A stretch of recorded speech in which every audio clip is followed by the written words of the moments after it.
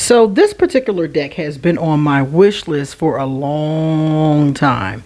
So the other day I decided to grab a few new decks, and this was the one I grabbed. I was like, I have a tarot deck that is of the same name.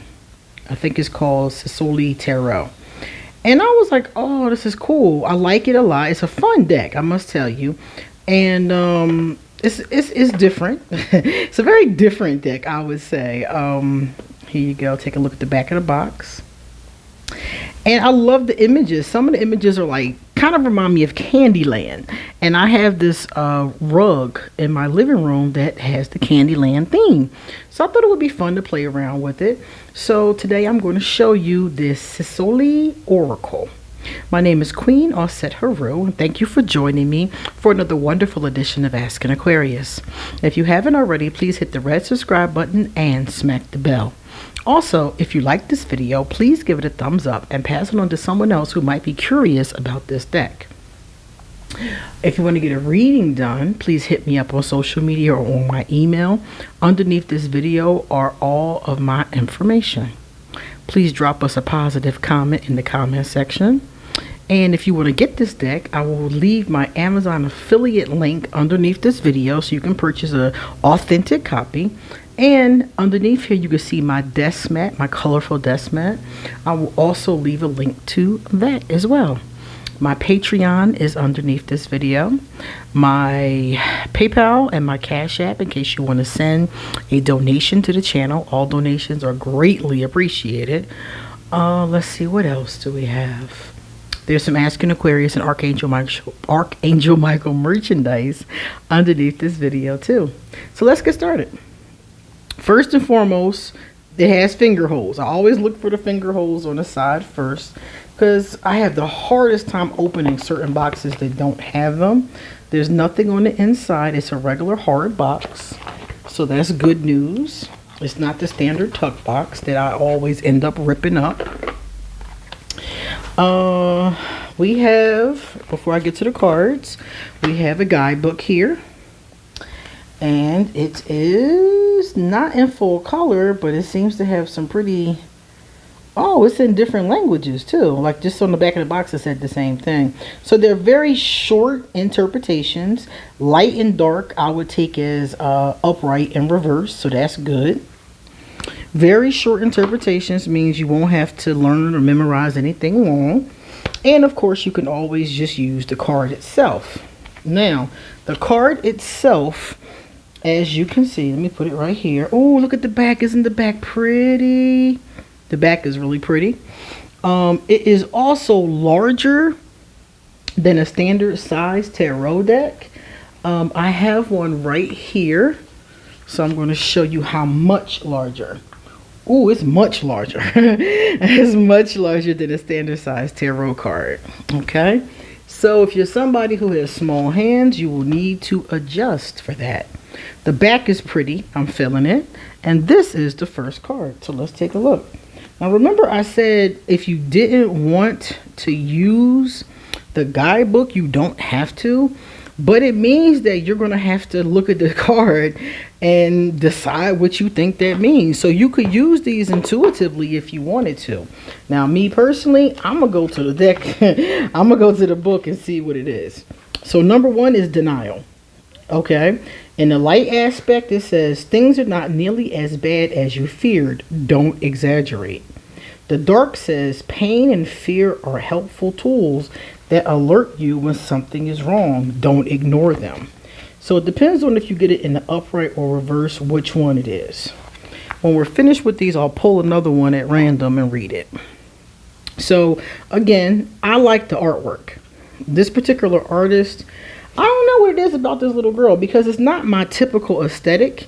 I tend to gravitate towards more diverse decks, and there's absolutely no diversity in here. It's all that same, I don't know if it's the same little girl because some of them have blonde hair and some of them don't, but it's that same image as you're getting ready to see, similar images. So there's not a lot of diversity here as far as age or culture, any of that. It's just a bunch of these creepy little girls. But I love the creepy little girl. I don't know why. I just do. I love how a lot of her outfits are and the little things that she's doing. This one is one of my favorites. I love how they're eating the gingerbread man. I love stuff like that. Remember I said Candyland? You have the lollipops and the gingerbread man. And again, see, it looks like the same little girl with different hair color in my opinion. But I like this little girl. I don't know why. And she's the same little girl or little girls that are in the tarot of the same name. So I thought it would be fun to use those two together. That's what I really wanted this for. It's also good for daily pulls, as you can see. You could very easily do a 3-card or a 5-card spread with this deck too. The only problem that you'll run into is that because of the fact that the cards are so big, you're going to need a lot of space to spread them out. They are very glossy. If that's a problem for you, I love glossy decks. It's actually, I prefer them. But some people, you know, you'll notice that when you try to take pictures with a flash, it can be kind of annoying. Another thing that some of you may not like is that there aren't that many cards in my hand. It's only 32, it says here. So I know some people who, you know, if it's not 44 cards, they're not buying it. Not doing it. But it depends with me. Most of the time I do buy 44, 46 or more.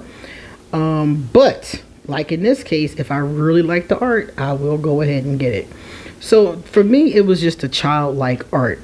I also was thinking that I can use this with my inner child readings. I do inner child readings, and I usually use the inner child oracle cards, and I also have an inner child tarot. And I thought this would be a fun addition. This was one of the cards that really stood out to me. Look at that. Isn't that fun looking? I just love that. The border is not intrusive, so you can really see the artwork. The tarot, those cards are small. So if you have small hands, the tarot of the same name, those are small cards. Those are great for small hands. And these are much bigger. I prefer smaller cards for shuffling, but I prefer bigger cards for the artwork. So it really does depend. I don't think I'm going to have a problem shuffling these though, because it's only 32 of them. So that shouldn't prove very problematic. Now, this card, I was like, okay.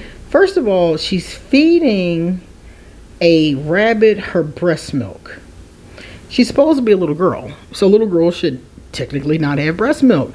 I think some of them might, because I remember my daughter when she was first born, she had that problem, but not enough to not enough to feed not enough to feed a rabbit though. It was just little specks of it, and the doctor said it was normal, and it went away like right away.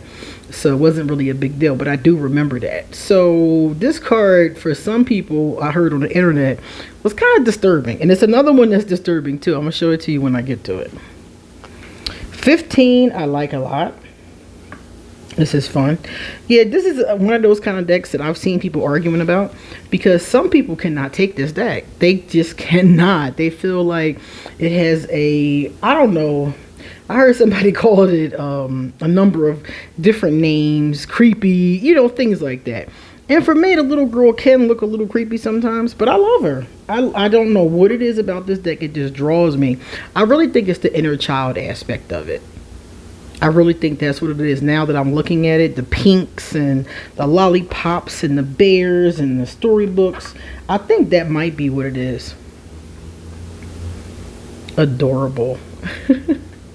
That's cute. I love that.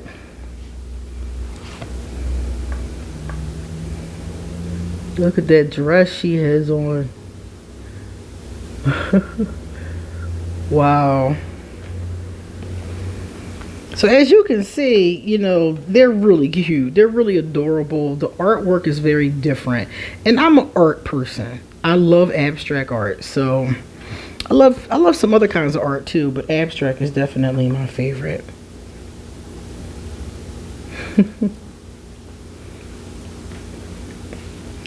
Check out the twins. They are so cute. Connected by the heart. That's sweet.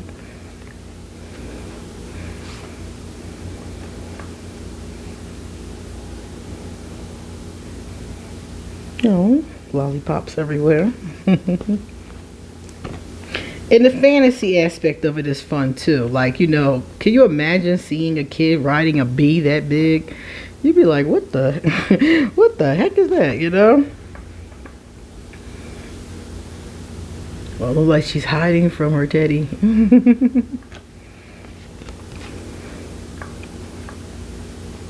Oh, I like that. I like the contrast with the black and white. I want to read more about these. I want to know more about the artists. I want to know more about the paintings. I'm going to Google it and see, because I really enjoy these. I want to know where the inspiration comes from.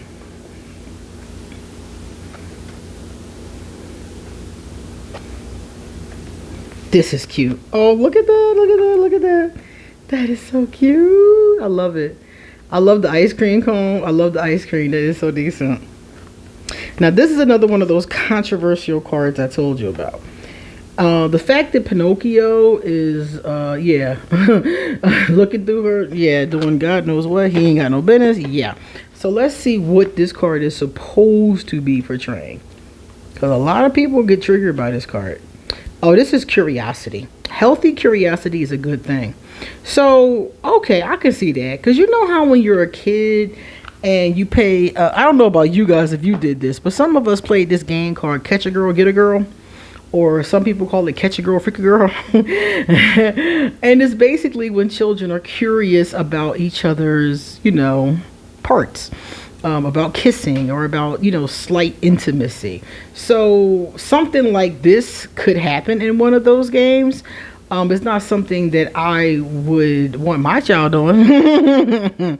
But when I was younger, we did do stuff like this, unfortunately. So the curiosity makes me think of when children are curious, and not just in a sexual way, but just curiosity in general. But a lot of people had a big problem with this card. They thought it was inappropriate, which I can totally understand. So I've heard a lot of arguments online about this card. Now here is number 30.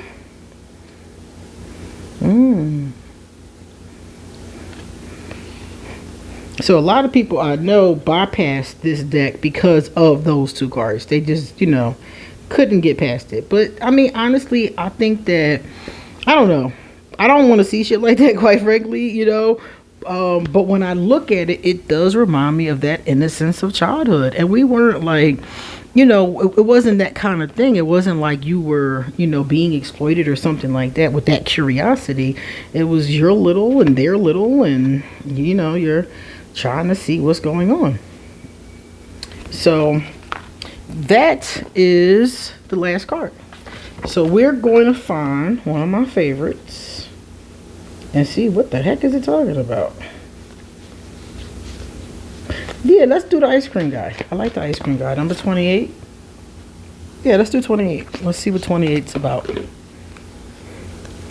So again, I will put the link to I'm an Amazon affiliate, so I will put my link underneath here. In case you like it, you may want to grab it. 28 says intimidation. Someone may be trying to exploit your weaknesses or what they perceive as weaknesses. Don't buy into their view. Don't let yourself be intimidated and held down by a lack of confidence. Stand up for who you are and what you believe in. If you are the one who is intimidating others, ask yourself, is this really how you want to win? There's a big difference between being a leader and being a bully. Oh, okay. Light. A good friend is standing by to help you, but you must first ask. No, but you must help yourself first. Where did I came up with the whole thing myself. But you must help yourself first. The dark. Someone is distorting the facts. Don't give any power to idle threats. So as you can see, they all have a meaning and a little, you know, summary with them. And if you want to, you could look at this yourself and be like, you know what? I see here that someone is dominating you, or whatever you see here. You know, you may see yourself as the person, as the ice cream, and be like, you know, I see myself laying on the ground. So these would be really great for a daily pull. And like I said, if you have the Ceccoli, I think it's called the Nicolette or Nicola Ceccoli, but the last name is the same, the Ceccoli Oracle and the Ceccoli Tarot. So if you take a look, you'll find the tarot too. So I think it's cool to use them together, and I also think it'd be fun, like I said, for those daily pulls. Also, if you're doing an inner child reading, you can grab a couple of these. If you're doing a regular general reading, you could grab the person a couple of these, because all of these, all the things that are going on in this guidebook looks like to me things that we all go through. Curiosity, intimidation, denial, distraction, passivity, gossip, innocence. So these are all things that we all go through. So the two cards that I showed you that are really controversial, if those cards don't bother you, like they really don't bother me, then you probably would enjoy working with this. If not, then you probably want to bypass this. This deck triggers a lot of people, so that's why I'm making mention of it. All right, my dears, you come back soon because I have a lot more to say.